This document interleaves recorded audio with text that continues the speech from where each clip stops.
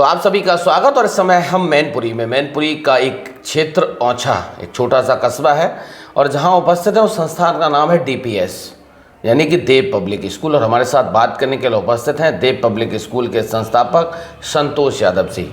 बात करने का, जानने का प्रयास करते हैं कि संस्थान की स्थापना कब हुई थी, संस्थान को स्थापित करने का उद्देश्य क्या था, नई शिक्षा नीति पे संस्थान किस तरीके से काम कर रहा है, राइट टू एजुकेशन को लेकर संस्थान के पास कितनी सीट्स हैं, और इसके साथ साथ बहुत से सारे ऐसे सवाल हैं। सर, सबसे पहले आपका स्वागत है। Thank you Gaurav ji, thank you for giving me this opportunity. जी, थैंक यू। मैं Gaurav ji, my name is Santosh Yadav, जैसे कि आपने बताया। आपके क्वेश्चन पे मेरा फर्स्ट फीडबैक ये है कि यहाँ पे ये मेरी संस्था है वो 2024 में ओपन हुई है जी। अभी हम लोग नर्सरी टू 8 क्लास ऑपरेट कर रहे हैं यहाँ पे। मेरा सजेशंस फॉर पेरेंट्स को लेके या फिर स्टूडेंट्स को लेके यही है कि या बाकी अन्य विद्यालय को लेके भी यही है कि यहाँ पे एजुकेशन को लेके काफ़ी चीज़ें ऐसी हैं जिस पे वीक हैं अभी भी। फॉर एग्जांपल बच्चों को लेके अगर आप देखेंगे गौरव जी, तो बच्चों को क्या है कि यहाँ पे क्या है कि बच्चों को पढ़ाया जाता है, उसमें बुक्स पढ़ाई जाती हैं, उसके बाद बच्चों के स्किल्स पे काम नहीं करते हैं लोग। मैक्सिमम अवेयरनेस गार्जियंस को ये नहीं है अभी कि हमारे बच्चा किस फील्ड में बेहतर है, किस फील्ड में तेज़ है। आई होप सो कि लोगों को ये कन्विंस जाना चाहिए, कन्वे होना चाहिए कम्युनिकेशन में कि आपका बच्चा, फॉर एग्जांपल यहाँ पे काफ़ी बच्चों को ये नहीं पता है कि आफ्टर 12th या काफ़ी स्कूल्स वाले ये सजेशन नहीं करते। मेरी रिक्वेस्ट ये है कि बच्चों को ये पता होना चाहिए आफ्टर 12th आपको करना क्या है। यहाँ पे एक लाइनअप सी बनी हुई है जो मैं ऑब्जर्व कर रहा हूँ, मेरी रिसर्च में आया है कि बच्चे मैक्सिमम BSc की कोर्सेज़ की तरफ जा रहे हैं। ठीक है। दूसरा, उनको सजेशंस के लिए ये है कि अगर बच्चा किसी सब्जेक्ट में तेज़ है या उसकी स्किल्स किसी अदर स्पोर्ट्स में है, लाइक कि अगर मैनेजमेंट में है या फिर टेक्निकल में है, उस बच्चे को वो सजेशन देना चाहिए और वो गार्जियंस तक डिलीवर करना चाहिए। ये स्कूल की रिस्पॉन्सिबिलिटी होनी चाहिए यहाँ पे लोकल जी। उससे क्या है कि बच्चे को जब तक बच्चे को उसका पाथ नहीं मिलेगा ना, वो सक्सेस नहीं मिलती। आप कितनी भी बुक्स, कितनी भी उस पर काम कीजिए। दूसरा बेहतर ये है कि अभी अवेयरनेस आई है यहाँ पे लोगों को, लोग पे आउट के लिए पीछे नहीं हट रहे हैं। मैंने जहाँ तक नोटिस किया है, सबसे एक्सपेंसिव स्कूल है ओछा में मेरा, पर कुछ लोगों को, गरीबों के लिए भी सोचना चाहिए। लाइक फॉर एग्जांपल मेरे यहाँ पे हैं कुछ बच्चों के, जैसे मदर या फादर, इनमें से कोई भी बच्चे का एक्सपायर हो गया और आर्थिक कंडीशन वास्तव में उसकी नहीं है, तो हम लोग फ्री ऑफ कॉस्ट पढ़ा रहे हैं बच्चों को। दूसरा, कॉस्टिंग के लिए जैसे फॉर एग्जांपल हमारे यहाँ पे जो भी स्टाफ हैं, ड्राइवर्स हैं या कोई भी है, तो ऐसा नहीं है कि उनके बच्चे हमारे यहाँ पे नहीं पढ़ा सकते हैं वो, पर उनके लिए हमने अलग से कोटा रखा हुआ है। दूसरा ये है कि यहाँ पे स्कूल्स के लिए भी यही सजेशंस है, गार्जियंस के लिए भी मेरा सजेशंस है कि बच्चों को 1 अप्रैल से सेशन स्टार्ट होता है और यहाँ पे क्या है कि अप्रैल में एडमिशन्स कम लेके जुलाई में लोग ज़्यादा कराते हैं, जबकि वो 12th मंथ का पे करते हैं जी। मेरे हिसाब से वो स्कूल के लिए भी गलत है। आप अगर बच्चे को 6 to 7 मंथ एजुकेशन दे रहे हो और अप्रैल से पे आउट कर रहे हो, आप एडमिशन ही सिर्फ और सिर्फ मार्च में लीजिए, सो दैट बच्चे को कंप्लीट एजुकेशन मिल सके, कंप्लीट उसको उसका सिलेबस चल सके, प्रॉपर उसको क्वालिटी मिले। टीचर के लिए मेरे हिसाब से टीचर को टीचर का काम करने दिया जाए जी। जो मेरी उसमें है वो टीचर का काम इन द सेंस कि फॉर एग्जांपल जुलाई में क्या है, यहाँ पे सेशन ये जुलाई में स्टार्ट होता है और मैक्सिमम विद्यालय वाले हैं वो क्या है कि टीचरों को लेके डोर टू डोर जाना पसंद करते हैं। मेरा वो कंसर्न नहीं है। मेरा क्लियर कट कंसर्न है कि टीचर को सिर्फ और सिर्फ पढ़ाई से होना चाहिए, उसके बियॉन्ड कुछ भी नहीं देना चाहिए। चाहे वो आपका फीस कलेक्शन हो, टीचर से नहीं कराना चाहिए, टीचर को प्रमोट के लिए बाहर नहीं भेजना चाहिए, ठीक है। उनको सिर्फ और सिर्फ पढ़ाना चाहिए और कुछ नहीं, तब तो वो अपना फोकस कर पाएंगे। दूसरा, नंबर ऑफ क्वांटिटी में स्टूडेंट होने चाहिए इन एक क्लास। एक क्लास में अगर 30 बच्चों का आपने सीट्स रखा हुआ है, 35 डिसाइड किए हुए हैं, तो 30 ही होने चाहिए, नॉट बियॉन्ड दैट, उससे ज़्यादा नहीं। अगर आपको बेहतर व्यवस्थाएं करनी है तो ये चीज़ें होनी चाहिए। जी सर, एक सवाल मेरा आपसे है, चूँकि संस्थान आपका 24 में स्टार्ट हुआ है, क्या मोटिव क्या था, उद्देश्य क्या था? सर मेरा मोटिव ये है, मेरे पास तो अल्टरनेट एक्स्ट्रा बिजनेस भी है, पर इसका मोटिव ये है कि यहाँ पे सबसे बड़ी चीज़, जैसा कि मैंने आपको बताया 10 to 15 मिनट पहले, कि यहाँ पे लोगों को ये अवेयरनेस नहीं है कि बच्चे को कराना क्या है। मेरा मतलब है 12th बच्चा कर लेता, उसके बाद भी अगर बच्चा आपका स्पोर्ट्स में तेज़ है तो मेरी रिस्पॉन्सिबिलिटी बनती है कि बच्चे के गार्जियंस को अवेयर कराएं और उसको जैसे सहवाग इंटरनेशनल स्कूल है या बहुत सारी अकेडमीज़ हैं, वहाँ ले जाया जाए बच्चों को। या आपका बच्चा कम्युनिकेशन में बेहतर है, बहुत सारे बच्चे हैं, तो जैसे कि आप जर्नलिज्म का काम कर रहे हो, बच्चों को उस तरफ भेजा जाए। या बच्चा बहुत ज़्यादा मैथ में या उसमें ठीक है, बेहतर लग रहा है, बहुत सारी ऐसी संस्थाएं हैं गार्जियंस को नहीं पता है, वो अच्छी महंगी फ़ीस की वजह से नहीं जाते। पर मेरा ये है कि सभी स्कूल्स वालों के लिए कि उनको ये सपोर्ट किया जाए, उनको बताया जाए कि ऐसी ऐसी बेहतर संस्थाएं जहाँ पे मनी मैटर नहीं करती है। दिल्ली जैसे क्षेत्र में, वहाँ पे जैसे JNU है, आप वहाँ से कराइए बच्चे को, या फिर CA के लिए चार्टर्ड अकाउंटेंट इंद्रप्रस्थ दिल्ली, वहाँ पे आप कराइए। बच्चियों के लिए बनस्थली विद्यापीठ है, वहाँ से आप कराइए।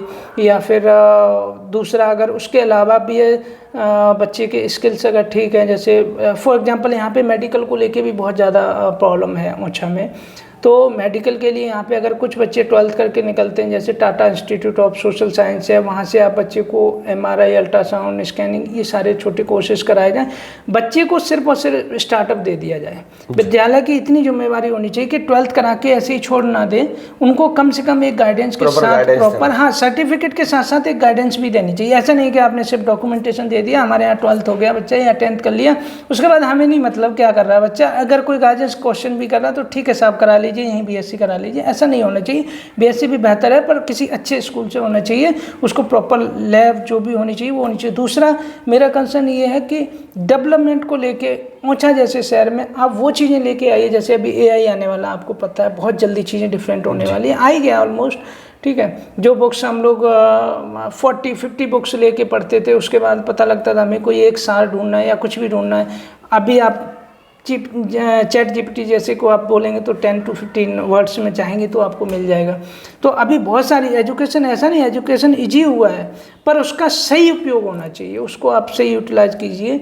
जैसे एक एग्जांपल मैं आपको बता रहा हूँ गौरव जी, जब मैं ड्यूरिंग द MBA उस टाइम पे कंप्यूटर का क्रेज आया ही था, तो मुझे जहाँ तक सुनने में आया था कि बहुत सारे लोगों का माइंडसेट ये था कि नहीं साहब कंप्यूटर है, बहुत सारे लोगों की जॉब्स लेके जाएगा। मैं आपको लिटरली बता रहा हूँ, जॉब उसी की गई है जिसने कंप्यूटर सीखा नहीं है, जो इससे दूर भागा है। जो इसमें एंटर कर गया है उसने काम करवाया और वो आज भी किसी अच्छे उस पर बैठा। तो आपको भागना नहीं है, बच्चों को भगाना नहीं है, बच्चों को स्किल्स, जो भी चीज़ें आ रही, चाहे AI हो चाहे जो भी हो, व्हाटएवर, आप उसकी तरफ बच्चों को ले जाइए, फेस करिए। बस उसका अलग से मीनिंग नहीं होना चाहिए, उसको दुरुपयोग नहीं करना चाहिए, उस पर आप नज़र रखिए। गार्जियंस का सिर्फ और सिर्फ मीनिंग होना चाहिए, बच्चे पे नज़र रखें, सही डायरेक्शन दे दें। और इसमें सबसे बड़ी रिस्पॉन्सिबिलिटी, सबसे बड़ा रोल रहता है वो विद्यालय जो टीचर होते हैं उनका रहता है। आप उनको गाइडेंस दीजिए। जैसे आज दिल्ली में क्या है, छोटी छोटी चीज़ें सिखाने को आपको ज़रूरत नहीं है, बेसिक चीज़ें बच्चे खुद से जानते हैं, क्योंकि फैमिली में वो एनवायरनमेंट है।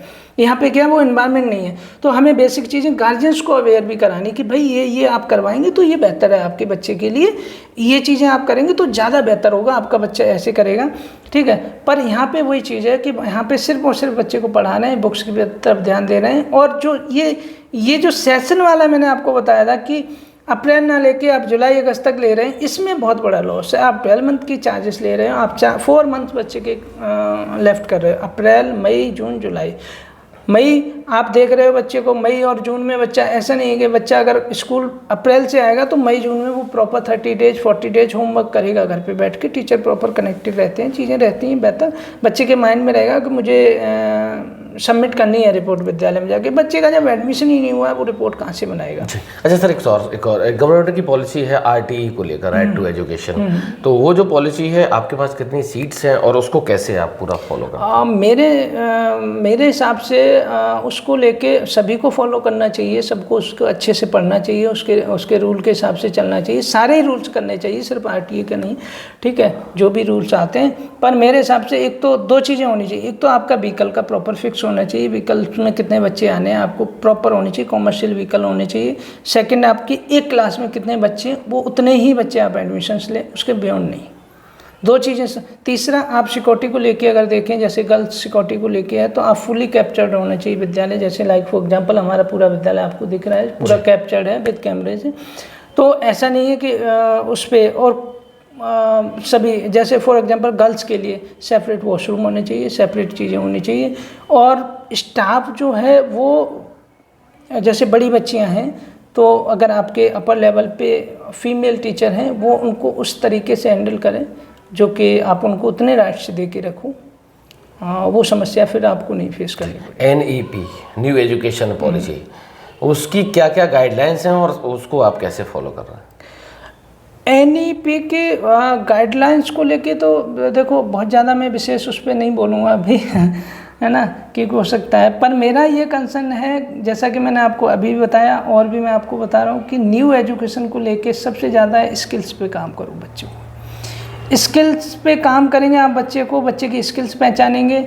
और दूसरा ये है कि आप डिजिटली, जितना बच्चों को, डिजिटली लोग भाग रहे हैं लेकिन भागना नहीं चाहिए, उस पर बच्चों को इन्वॉल्व करवाइए, आप बच्चों के बारे में बच्चों को उससे अवेयरनेस करवाइए कि बेटा ये गलत है, ये सही है, ठीक है। फॉर एग्जांपल सोशल मीडिया को ही लेके आप देखेंगे, या फिर आप जैसा कि मैंने आपको बताया था कि जो एजुकेशन को लेके बच्चे नेट पे, लोगों को बहुत सारे लोगों की संशय होती है कि बच्चा हमारा इंटरनेट पे जाएगा, हो सकता गलत चीज़ें देखे या गलत, ऐसा नहीं है। अगर आपने सही डायरेक्शन दी है, उसको सही चीज़ें पकड़ाई हैं बच्चे को, तो वो सही करेगा। और उसको एक बार मीनिंग आ गया ना सही से समझ में, तो सबसे बड़ा फॉल्ट जो मैंने यहाँ पर देखा है, लोग यहाँ पर पढ़ा रहे हैं पर वो रटवा रहे हैं बच्चे को। जब तक मीनिंग समझ में नहीं आएगा ना बच्चा, तब तक वो ग्रोथ नहीं पाएगा। तो आप स्किल्स की तरफ ध्यान दीजिए, क्वांटिटी की तरफ ना भाग के क्वालिटी की तरफ भागिए, मेरा तो कंसर्न यही है। संस्थान में क्या क्या फैसिलिटीज़ हैं? संस्थान में हमारे यहाँ पे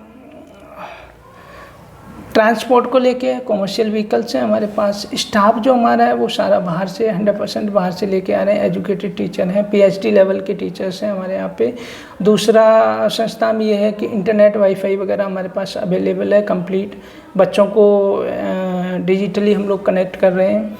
प्रोजेक्टर वगैरह हम लोगों ने लगाए हैं। कुछ अभी हमारा काम चल रहा है जैसा कि डिजिटल बोर्ड वगैरह, कंप्यूटर लैब है साइंस का, ये सब चीज़ें हम लोग इस पे काम कर रहे हैं। कुछ जो न्यू हमारे उसमें प्रोजेक्ट में हम लोग अभी प्ले ग्राउंड के लिए, प्ले स्पोर्ट्स के लिए भी हम लोग अलग से एक कमेटी बना रहे हैं, अलग से टीचर हायर कर रहे हैं, उस चीज़ को अलग से मॉनिटर कर रहे हैं ताकि बाकी बच्चों को डिस्टर्ब ना हो। जो बच्चा उसमें पार्टिसिपेट कर रहा है वही बच्चा वहाँ पे प्रॉपर प्रैक्टिस करे। तो ऐसी चीज़ें हम लोग अलग से बना रहे हैं। ऐसा नहीं है कि वो एक ही जगह पर सारी चीज़ें हों, सभी सेपरेट होनी चाहिए मेरे हिसाब से। दूसरा, जिसका जो काम हो उसको हैंड ओवर किया जाए, सारे काम अपने पास नहीं। जी, लास्ट क्वेश्चन सर, पेरेंट्स से क्या कहना चाहते हैं, क्या सजेशन है और क्या सहयोग चाहते हैं? पेरेंट्स से मैं ये कहना चाहूँगा कि अगर आप अपने बच्चे को एजुकेशन की तरफ ले जा रहे हैं सही से, तो आप सबसे ज़्यादा स्कूल्स के टच में रहिए। पेरेंट्स मीटिंग जो होती है उसमें प्रॉपर अटेंड कीजिए, ठीक है।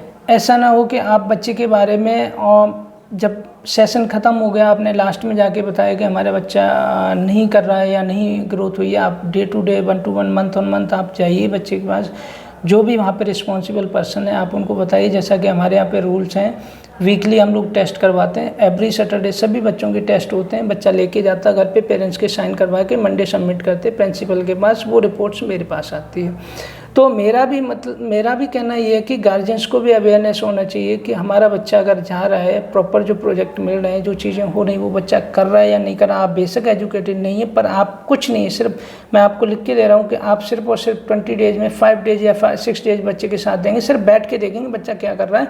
तो वो जो उसका टाइम है ना बच्चे का, वो टाइम वेस्ट नहीं जाएगा, वो बच्चा सही से यूटिलाइज करेगा। 1 दिन नहीं करेगा, 2 दिन नहीं करेगा, 3rd डे नहीं करेगा, पर वो 5th या 6th डेज में जाके वो प्रॉपर जितना भी 2 घंटे बैठेगा वो स्कूल की चीज़ें करके लाएगा।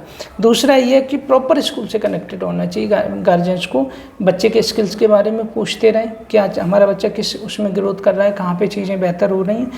दूसरा स्कूल को भी मैं यही बोलूँगा कि गार्जियंस को प्रॉपर कम्युनिकेशन जाना चाहिए। फॉर एग्जांपल डेली बच्चा आपका एब्सेंट है, प्रेजेंट है, क्या है, वो सारी चीज़ें होनी चाहिए। कुछ ऐसी चीज़ें आती हैं जो मैंने यहाँ पे फेस की हैं, बच्चा घर से नहीं आ रहा, गार्जियंस को फिर भी लग रहा है कि नहीं साहब आपने कॉल क्यों नहीं किया, बच्चा हमारा विद्यालय नहीं गया। सर आपकी भी रिस्पॉन्सिबिलिटी है, आपका बच्चा अगर आपके घर पर घूम रहा है that you have to responsible. आप तुरंत उस बच्चे को पूछिए भैया आज क्यों नहीं गए बेटा विद्यालय में, ठीक है। ये सिर्फ और सिर्फ ऐसा नहीं है कि स्कूल की रिस्पॉन्सिबिलिटी होनी चाहिए। स्कूल अगर आपको कम्युनिकेशन कर रहा है, भाई SMS आपको भेज रहा है, बाकी चीज़ें कर रहे हैं, बुला रहे हैं, तो फिर आप भी देखिए अगर आपके सामने बच्चा खड़ा है और नहीं गया, आप क्वेश्चन कर रहे हैं स्कूल से कि आज हमारा बच्चा स्कूल नहीं आया सर, तो क्यों नहीं आया भैया, आपके सामने है चीज़ें देखिए। दूसरा ये रहता है कि आप अगर मेरा मेन तो यही है कि बच्चे को लेके बच्चे पे थोड़ा सा अवेयरनेस रखें, बच्चे को देखें गार्जियंस, फिर बेहतर चीज़ें होंगी। चलिए सर, हमारी तरफ से आपको, संस्थान को और आने वाले समय और आने वाले भविष्य और आने वाले सेशन के लिए बहुत बहुत बधाई, शुभकामनाएं, धन्यवाद। तो हम इस समय DPS में हैं और DPS ओछा में एक ऐसा संस्थान इस्टेब्लिश हुआ है जिससे आपको अब मैनपुरी, एटा, सिकोहाबाद कहीं जाने की आवश्यकता नहीं है। सबसे पहले आप आइए संस्थान में, संस्थान को देखिए, संस्थान के एनवायरनमेंट को समझिए, यहाँ के प्रिंसिपल से मिलिए, स्टाफ से मिलिए। अगर फिर भी संतुष्ट नहीं हो सकते हैं तो आप सीधे मैनेजमेंट से मिलिए आके, और आइए अपने बच्चे का एडमिशन कराइए। बहुत बहुत धन्यवाद। Thank you so much.